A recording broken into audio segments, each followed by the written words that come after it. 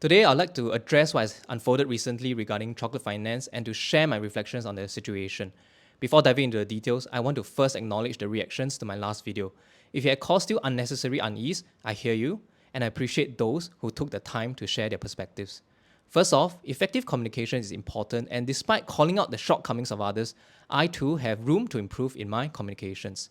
A key example was the use of the term bank run in my previous video. In hindsight, that could have been worded really differently, and I now understand how it may have raised concerns for some viewers. To clarify, my intention was to reassure people that I was confident Chocolate Finance is unlikely to run into this scenario. I explained in my video that when users initiate a withdrawal, all Chocolate Finance had to do was to sell off users' investments and return the funds to the user. Indeed, this was what happened in the past few days. I also mentioned I will continue being a Chocolate card user as it is a good card. However, I understand all your concerns raised since my last video, and I'm committed to communicating more carefully moving forward. The second thing that my poor communication has resulted in was how some people speculated this was triggered by disagreements over unpaid sponsorship or referral money, as I had mentioned the word affiliate. Others thought that I was only upset with the AXS blockage. These were not the reasons why I became unhappy with Chocolate Finance and made the last video. Over the past few months, I started having a growing concern with how Chocolate Finance communicated with me about their marketing and products. On a few occasions, I found myself surprised by public announcements or product changes, which were matters that should have been communicated to affiliates beforehand. There's no point going to the details as these aren't relevant to all of you as users, but this is important to me as an affiliate working with brands. When I promote a product to my viewers, I want to be able to promptly and clearly communicate any changes to the product to my viewers too, whether good or bad. For an effective partnership between affiliate and brand, it is crucial to have good communications. But as I said before, I found it increasingly difficult for myself to communicate effectively with Chocolate Finance in the past few months. The tipping point came when the AXS situation happened and how it was poorly communicated to all users, which really made me even more disappointed with Chocolate Finance. So the reason why I decided to make my last video was because I wanted to be transparent. I did not want to hide the fact that I had decided to withdraw my funds.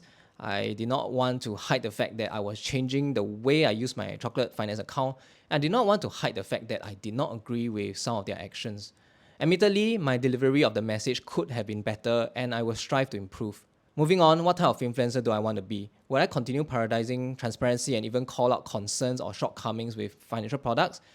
Honestly, this incident will make me hesitant to do so the next time this happens. Like I say in my Telegram, there's always a certain worry whenever I say something negative about a product or company. Nonetheless, I will still strive to be someone who lets my subscribers know my thoughts in a more measured and responsible way. Among other things, I am also considering having a gated community where I share more sensitive info with only a private group of people. While I continue to use Chocolate Finance, my position hasn't changed since the last video. Because the rates are currently not attractive to me, I will continue to withdraw my funds once instant withdrawals resume, or by end March if that takes too long to return. I will also continue to use the Chocolate card for now, because I've always been championing team value and will use good products as much as I can. Lastly, I have always hoped for my content to positively impact people, and I recognize that this may not have been the case for everyone with regard to my last video. For those who have been disappointed by my messaging in the last video, I am sorry for any undue uneasiness that was caused.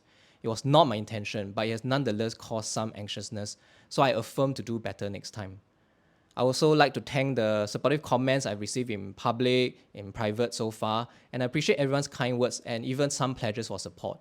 I'm grateful that you understand what I do, and I'll continue to improve what I can offer to everyone who appreciates my work.